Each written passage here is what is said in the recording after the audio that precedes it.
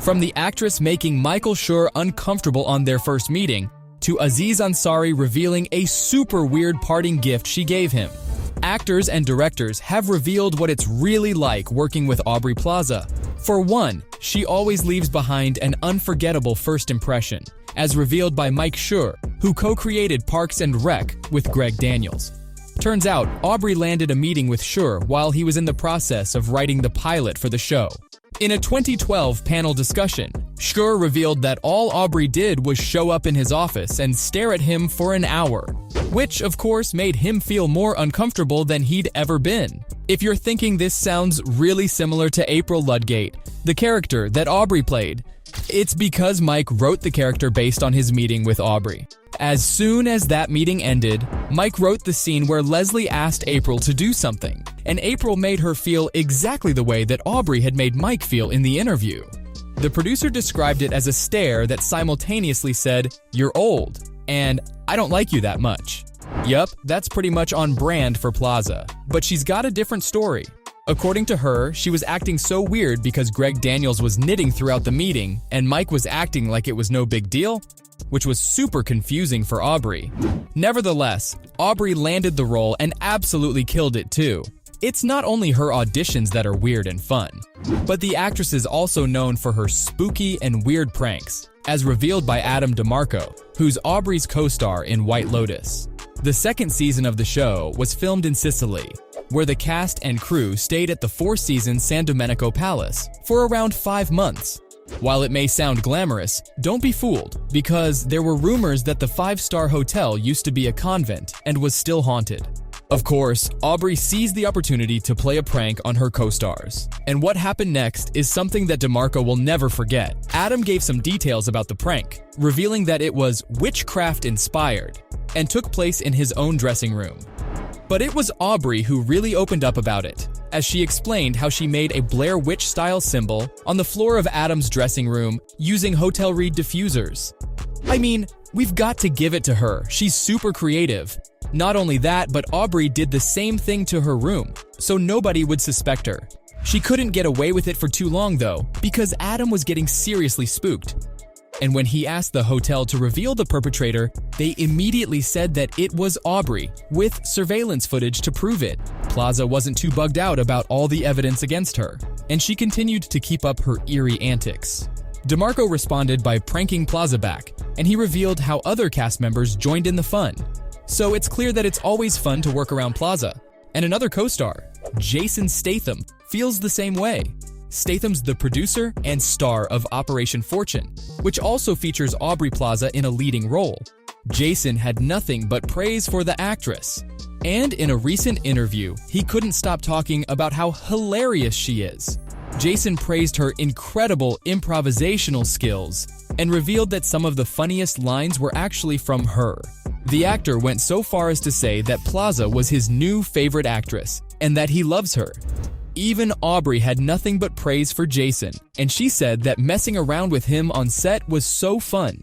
She praised his sense of humor and revealed how playful the pair would be during filming, to the extent that Aubrey would say a line and then slap his ass really hard, prompting director Guy Ritchie to ask her to do it again because it was so funny. There's no doubt that Aubrey is super playful and fun, and can joke around with anybody, as seen in her latest appearance with Jenna Ortega, when the pair presented an award at the 2023 Screen Actors Guild Awards. These two are clearly on the same wavelength, and naturally gravitate towards playing the moody Latina trope. And I wouldn't blame you if you thought Jenna was Aubrey's little sister. When they came up to present the award, they were silent on the podium for around 10 seconds, until Plaza finally said, "I don't know why they paired us together." Ortega replied, "I know, we have nothing in common." Plaza said, "We should find the people who did this." And the two actresses simultaneously recited, "And curse their families," and watch as misfortune follows their bloodline for the next 7 generations. Talk about chemistry. The clip went viral and had many fans wishing the two actresses would pair up for an actual movie or show. But if there's one thing Aubrey's co-workers have realized, it's that there's more to her than meets the eye. And she isn't just the dark, deadpan character she plays. Mike White, the creator of The White Lotus, talked about how big-hearted Aubrey is. But he also said that she's insecure and is projecting strength, while her vulnerability's so clear to see. Behind the characters who don't care about anyone or anything is an incredibly loving actress. She makes friends everywhere she goes, and recently bonded with another co-star, Elizabeth Olsen. The 2017 dramedy, Ingrid Goes West, allowed the pair to form a close bond as they worked together. When asked about her favorite memories from the set, Olsen revealed that she'd had a lot of crazy filming experiences. But the best thing that came out of the project was her friendship with Plaza. Olsen said that Aubrey's quite a lady and that she'd love to work with her again.